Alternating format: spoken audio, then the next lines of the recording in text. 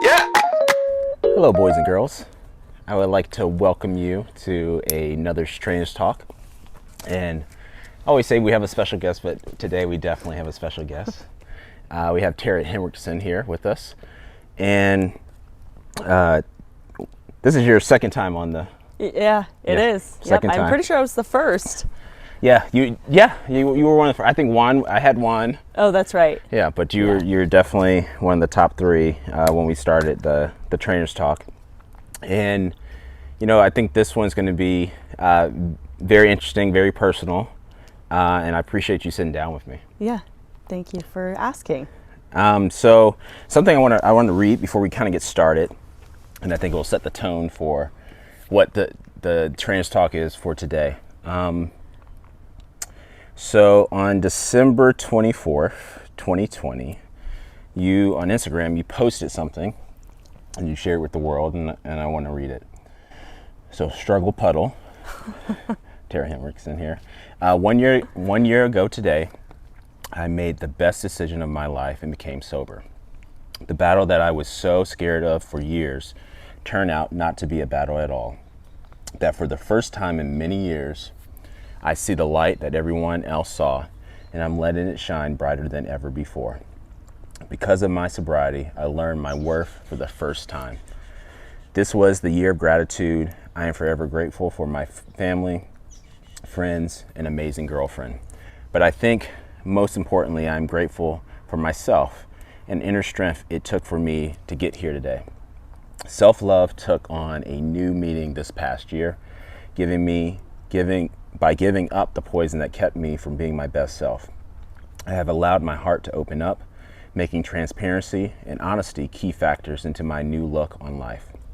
My inner strengths are greater than my weaknesses, and I will continue to always work on me and this beautiful life I have rebuilt. A dear friend told me to be the sun, and that's what I strive to do every damn day. So happy sobriety birthday to me, and the first of many. So that was very well said, and I think it touched a lot of people. Yeah. Seeing your comments, and I think it was a surprise to a lot of people also,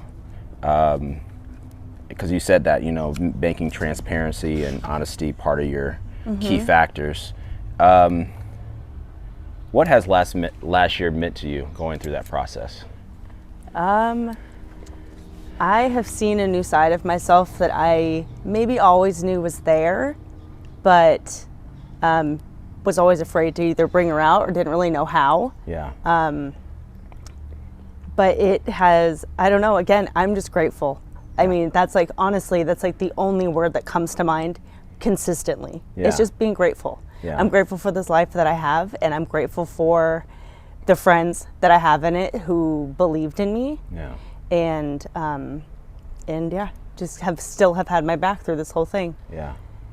It's I think before we kind of get to present day, I think what's kind of cool about reasons why we have conversations like this, and I've had conversations with Jackie talking about her on the front line being a firefighter, and is that we realize that we're coaches. Mm-hmm. And we work with a lot of people, and we have life lessons that we take from other clients and we share with current clients. And I think these lessons of what we go through, these are our lives, and how we have the motto, one life, don't waste it. Yeah. But let's go before you made that decision to work on your sobriety. How long would you say you've kind of struggled with trying to manage alcohol? I would say the problem was apparent probably partway through college. Uh-huh. So I grew up in a pretty strict household. Yeah. And so all through high school, I didn't have maybe the typical going out partying experiences that some people have. Yeah. That all kind of started in college. Yeah. And it all of a sudden became apparent to me that I wasn't like everybody else. Yeah. And it was a frustrating realization that how come I couldn't go and have fun like they can? Yeah. And I almost refused to see that I had an issue because I was young and I wanted to party, and I couldn't accept that fact that I had a disease. Yeah. And that I couldn't control it. And it wasn't really my fault. It's just, that's just how my genetics worked. Yeah. So it's probably partway through college is when I kind of realized all of that. And I probably struggled for 12 years. Yeah. 12, 13 years. Yeah. And I tried on and off to get sober. Yeah. But it's just, I think I wasn't ready to give it up yet. And I wasn't ready to accept the realization that I had to give something up that I thought was fun and that I thought that I could have in my life and I could manage. Yeah. When in all actuality, I couldn't. Yeah. It wasn't something that I could have. What is the inside of your head? What is the kind of dialogue you have with yourself in those moments over those, if you take those 12 years, what does that inner dialogue go like when you kind of know that this is not working, but you're like, I'm gonna try it again, to have a little bit, I can do it in this situation, It's exhausting to have that in your head all the time. Yeah. It's exhausting. Yeah. To have that feeling of anxiety and guilt constantly. Yes. And how it was just like either I had a problem or I didn't have a problem. Yes. I could do this, I couldn't do this. Yeah. And it was this constant tug of war of wanting to be a better person and thinking I could, and more of like for myself, but that one thing that was my Achilles heel for years. I have this strong personality, I have this strong physical body, I have all of this, I'm smart, not trying to brag, but it was that one thing I literally could not beat. I couldn't do it. Yeah. And so just to have that exhaustion of it beat me every time, every single time.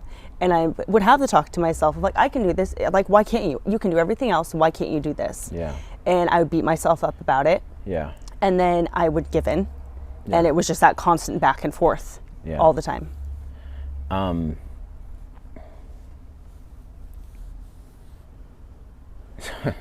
So we've been close for years. I mean, that's obvious. I hired you at Solage, and we worked together. And then when we started Calcica Fit, you along with Jackie co-founded Calcica Fit with me, and I never knew your struggle. I didn't know it until I knew it. Yeah. And I know we've had situations, and we know what those situations are, and it's up to you if you want to talk about that. But I realized through this process over those 12 years, I don't know if I knew Tara, but I don't know if I know Tara. Mm-hmm. You know what I'm saying? Yeah. And why do you think I'm wrong in that, or what observation do you feel like happened during those 12 years, even just with our relationship? No, I'm not surprised at all because I was very private. Yeah.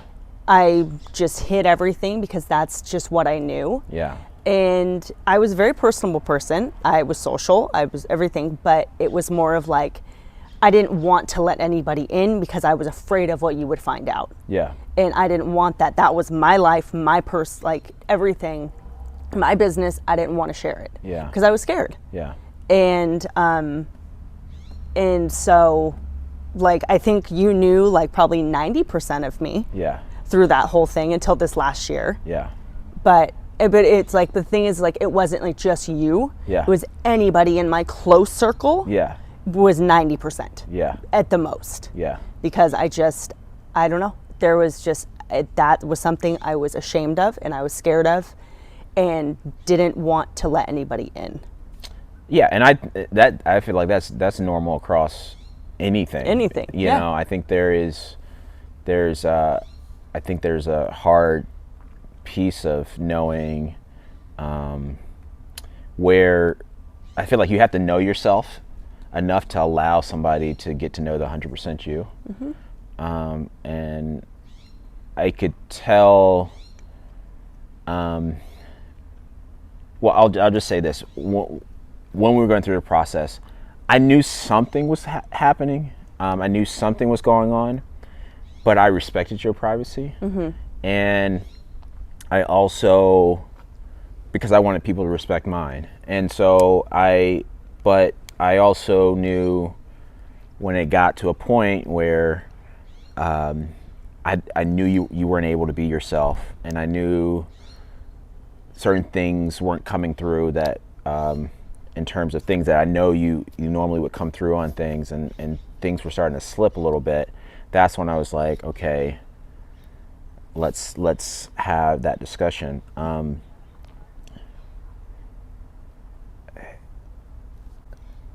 want to ask a question on here, but there's one question I was just thinking about.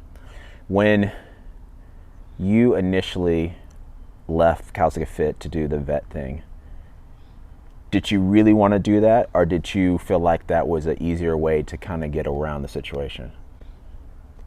I would say a little bit of both, to be honest. Yeah. I felt that I was scared. Yeah. And I wanted to run instead of facing an issue. Yeah. And I wasn't ready to face one of the issues, which is being an alcoholic. Yeah. So I just was like, well, the easiest thing to do was just to walk away. Yeah.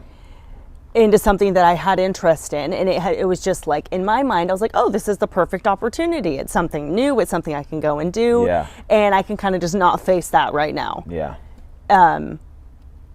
But I've always felt guilty about it. Yeah. Yeah. I felt that. But I also, I could feel you weren't ready yet, to kind of, go through that. And I respected how you communicated when you communicated with me that you wanted to do this. I think this has actually been a conversation, something where some people were surprised that when you came back and everything like that, and they always asked me, like, why would you, she was struggling, she had her struggles, why would you invite her back? And I said, the one thing Tara has always done, and I commend her character for it, she never blamed other people for issues she was having. And she could have. There was definitely situations probably of people who've let you down and things like that, but that's one thing you never did. And because of that, my door was always open to you. But you come back summer of 2019, and things are working out well. We're like so enthralled to have you back, and Jackie has a workout buddy to kind of kick ass in the gym, and then I think around the winter, close to Christmas, before Christmas, you were struggling again. How did that situation kind of come to head, and kind of tell me a little bit about that? Well, like, to be honest, there is no like rhyme or reason of why something like that happened to where I kind of, to be honest, went off the deep end. Yeah. There is nothing. It's more of it's like I started and I didn't stop. Yep. And I didn't know how at that point. Yeah. And you kind of get into this point where you lose yourself. Yeah. And I promise I wouldn't have cried. Oh. But yeah, that's, This is tough. So when, so we were away, the last 2019 Christmas. Me and Jackie were on East Coast and we could see these struggles happen. And me and Jackie had conversations, and we were trying to connect with you, and it really wasn't until we got back that we were able to connect with you. And I think at the time you were dating your girlfriend Amanda, and I don't know if you can tell me. I'll tell my side after you tell your side. So we decide we need to set up an official meeting, and we need to talk to you, me and Jackie, more as owners of the company, and also just to talk about the struggles that you had in December. I mean, a couple of weeks prior, before we left for our trip, and we did it here right above the gym, and we had the meeting set in the conference space. And tell me what, from your side, what happened. I think for the first time in a long time, I let my vulnerability show. Yeah. I saw everybody there and I was defeated in a good way. Yeah. I felt like a finally. Like I honestly, like I walked in and I felt this huge just relief. Yeah. That not only like people cared, but I'm worth it. Yeah. Yeah. We're gonna struggle. Yeah, you know, it was, so I'll kind of set the stage a little bit. You know, we, with even all this going on, I don't think, I mean, through this whole time when people were asked about you and things like that, I said, you know, Tara's doing the vet thing. This is where she has a love for animals. She's still, I'm so happy for her that, you know, that's what she's focused on. And we've always kept that to the vest. There's a couple of members who were really close to you who knew what's going on. Yeah. But on that day, we knew, and I'll admit, Amanda's gonna like me saying this. She was my ace in the hole for this because this was one of the things I knew you were coming down the right path. It was the first time that you've said to me that this is somebody I'm dating. Yeah. In the 12 years. Yeah. And I know you're not a prude or anything, so I know. So for you to have the confidence to say Amanda is my girlfriend or this is the girl I'm dating, I knew things were different before they were different. Mm-hmm. And so when we sat down, I invited Amanda to come up from Santa Cruz to join us for this minute, and you had no idea. You thought she was supposed to be there for a couple of days.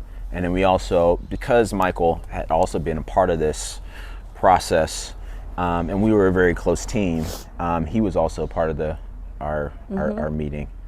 And yeah, so you walked in and you were obviously shocked, and we really had a raw 45 minutes conversation about how much we cared for you, and we put, Michael's had some experience with family in the past. I've had issues with alcoholism, and so he was kind of key in kind of giving us a couple of insights from his point of view growing up. And yeah, it was I think we all needed it in a way. Yeah. And we kind of put a little bit of an ultimatum in front of you that for it to work, you no longer can manage this. Yeah. It needs to be out of your life. Yep. Did you feel up to the task when you first heard that? More than you know. I was ready. Like I had finally hit that point of this is serious. Yeah. For so many different reasons. Yeah. And I was so ready for it to be put behind me. I was over it. Yeah. I was over feeling like crap all the time. Yeah. Feeling guilty, feeling tired. Yeah. Looking like all those things. Yeah. And I promote being your best self and working on yourself and being healthy to everybody. And I never did it for myself. Yeah. I did, but to a certain extent. Yeah. And so it's like, who am I to say, okay, this is what you need to go and do. This is how you're going to be your best self. Yet I'm going to go home and I'm not going to do that same thing. Yeah. Yeah. So. Yeah, you said this like sometime last year to me that you needed, and you were talking about somebody else too who struggles with it, that when you're going through something like this, sometimes you need to get to your low before you can make the comeback. Mm-hmm. And why do you think that is?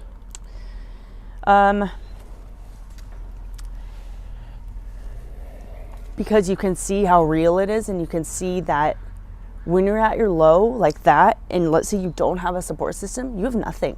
Yeah. You have nothing. And you start drowning in these nothingness. And it's like, really? Like, I'm choosing this poison over everything else I could have in my life. Yeah. And I mean, I've hit multiple lows. Like, I've thought I hit a low, and then it gets lower. Yeah. And then I'll raise back up, and then I'll hit a low that's lower than that low. Yeah. And it's hard. Yeah. It's so hard to think, like, you think everything's against you. Yeah. You think, like, I can't believe I could have done something like that, or you're just like, well, fuck it, it doesn't matter anymore. Yeah. And I do think it's important to hit lows. Yeah. I think for anybody, not necessarily that dramatic and that drastic to hit Totally. a low. Totally. But I think when you are in the position that I was, Yeah. I needed that to happen, to literally have it slap me in the face and say, that's enough. Yeah, I mean, I think that speaks to when you say this over and over, and you said it in your post, the gratitude. Mm-hmm. It's kind of hard to have gratitude when you have everything. Yeah. You know, and it comes easy. But, Mm-hmm. you know, to go through something that was a struggle and you come through it, that's fucking gratitude. I took for granted things that I didn't really see as, like, I should have been grateful for. Yeah. Like, and now I take every single thing, and I'm so thankful and I'm so grateful for everything that I have. Yeah. And every person that I have that's close to me. And if they're not close to me, like, I'm happy that they're in my life in some form. Yeah. Wow, that's cool. So, let's talk about after that part. So what would you say is the difference in yourself? I mean, you've kind of explained it a little bit, but you can go into detail, like your process before sobriety and after sobriety. What is the difference in outlook and how you move and feel? Give a kind of synopsis of what that is. Yeah. In the past, when I wasn't sober, I hid a lot of things.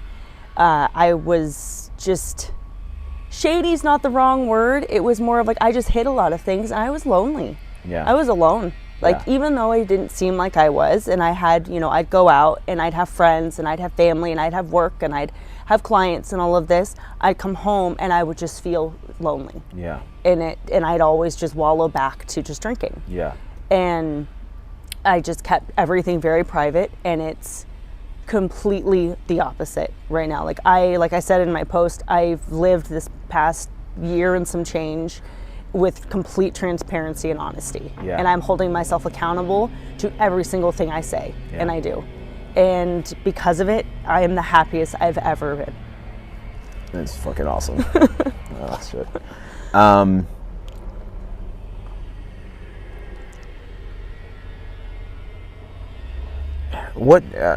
So you've done this a year, and change, but I've seen other people talk about going through, alcoholism and different things like that before. What within it now, even though you haven't had a drink in over a year, what now is there still a little bit of struggle? Is there still a little bit of temptation that you kind of like? To be honest, yeah. I hadn't even had a temptation since I made the decision to stop drinking. Yeah. And what I was afraid of is, like, I'd be around somebody, or I'd smell it, or what have you, and I would just be like, oh my God. And I would just kind of panic. Yeah. I had never felt that. Yeah. Not once. And it's because I was just, I think, so over it and just so happy with my decision. I think it's challenging being in the Napa Valley. Yeah. And having alcohol literally everywhere. Yeah. And almost everybody I know drinks. Yeah. They might not have my problem, but they drink. Yeah. But I think instead of seeing that and running away from it and be like, I need to get out of this area because it's too much, I find that challenge and I'm sticking to it, and I'm staying here knowing that I have an incredible support system. Like, you can't do this without a support system. Yeah. I've tried. Yeah. It doesn't work. Yeah. I mean, I looked at, like, reaching out to people and somebody as a weakness. Yeah. That is the strongest thing you can do. Yeah. It's saying, I need help. I can't do this by myself. I kind of like how you so give me those couple of points. So you have to have the support system. what are some other like really key factors you feel like in trying to have success with this? Oof. Support system, I mean, I went to AA in the beginning because I think it helped with having that camaraderie of having people understand what you're going through. Yeah. I mean, people to a certain extent can when they haven't really experienced it. Yeah. But they just kind of go off of what you tell them. Yeah. And again, I'm trying to be honest, and I lay it all out there now of like, this is who I am, this is what you're dealing with. Yeah. But you can only understand to a certain extent. You haven't been through those feelings and those emotions. Totally. So in the first, I think 3 months, it was before quarantine. Yeah. I would go to AA, and it was super helpful. I wouldn't say much. I would just go and I'd sit, but I'd be around peers who have been there. Yes. And who have probably hit lows lower than mine. Yeah. And so that helped tremendously. And just honestly, just talking about it. Yeah. Just talking. Like if I had a shitty day, be like, I had a shitty day. Yeah. And it may not have anything to do with my issue, but it's more of like, instead of taking that and holding it in for so long and letting it build and build and build, and then I would just go off on a bender. Yeah. Now it's like, okay, I walk into the gym or I walk home or whatever have you, and I'm honest about how I feel. Yeah. But the support system makes a world of a difference. Yeah. Like my girlfriend tells me all the time, I could have done it by myself, and maybe this time I could have. Yeah. But it wouldn't have been as easy. Yeah. Having you guys, having her, having my family, all just be available. And I've always known you would. Yeah. But I think I let myself let you in. Yeah. And that's the biggest difference this time. Totally. Do you have any questions for me? I do. So, throughout the years that you've known me, what was different this past year than before?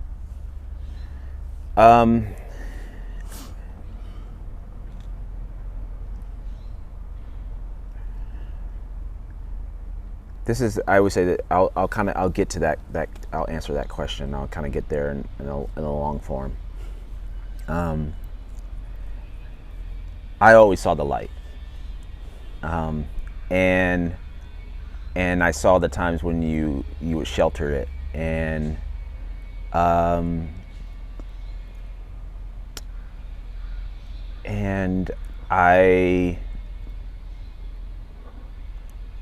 I think I've learned over the years, and I've spoken on, Jackie comments me on my confidence.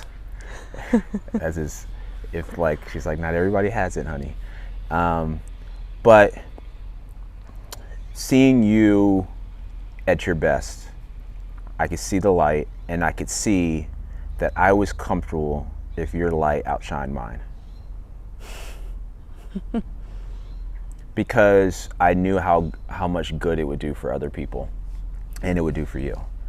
And so that is one thing that I've said has been different, is that we've talked about your communication, your honesty, but allowing that light to shine and allowing you to push yourself. And I'm huge on consistency, and your consistency just jumped up, 400%. It has. I'm exhausted. I think you're getting a little idea of what it's like to be me trying to do that all the time. But and it's funny now, one of our goals that we're working on is you finding a way now to balance out how hard you're working, to also have some time for yourself, and to make sure you take care of your body and your mind. So that's the biggest thing. Yeah. Okay. So in this past year, you've learned a lot about myself. Yes. And about, I guess, this disease. I mean, do you know anybody else who suffers from alcoholism? Not super personally. I mean, I definitely have some family members. I think everybody, if you have more than 15 people in your family, and they're not immediate family, but extended family, cousins or uncles or something like that, you've seen them go through bouts of some type of struggle when it comes to substance abuse or or things like that. And I've also seen clients, a couple clients who struggle with it. They don't realize it. They kind of realize it. But it was I never had a situation where I felt ownership of it. You know what I'm saying? Yeah. Where I was gonna try my best to make sure that you were good. Yeah. So then within that, you've seen the change in me over this past year. Do you feel you've changed yourself from learning or seeing this and actually, because like my heart has changed. Yes. In a different way. I mean, Amanda and I talk about it all the time, just with her and I and just our kind of close knit group. Yes. But have you seen something different in yourself of how you view other people, how you see other situations? And I got another long answer to get to that. Shocking. Yeah. I would say the thing that got me there with my heart was my oldest son, Caleb. So him being autistic, and there's other situations, but I would say that's definitely a big point. He's 12 years old, and understanding that he was going to have different struggles than your expectation of what your firstborn, is going to have. And so there's a level of empathy that I had, but I feel like it exponentially grew from that situation. So the thing that I would say changed the most for me, working with you through your situation and our situation, trying to, get in a better situation, is that it actually gave me validation that my intuition. And I say it, and the reason I say it that way is because I heard other people saying, should you do this? This is the risk of doing this. This is the risk of bringing you on, knowing your history and things like that.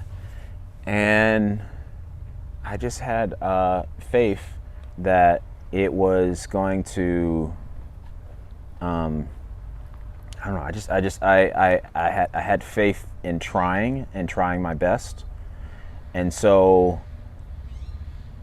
I think your success indirectly has been my success because it showed that my empathy was in the right place. Yeah. It was. I felt it and I still feel it. Yeah. Well, do you have anything else to add? This was the dear friend who told me to be the sun and be the light. And I strive for it every damn day. I can't end it any better. Thank you again for joining. Thanks for having me.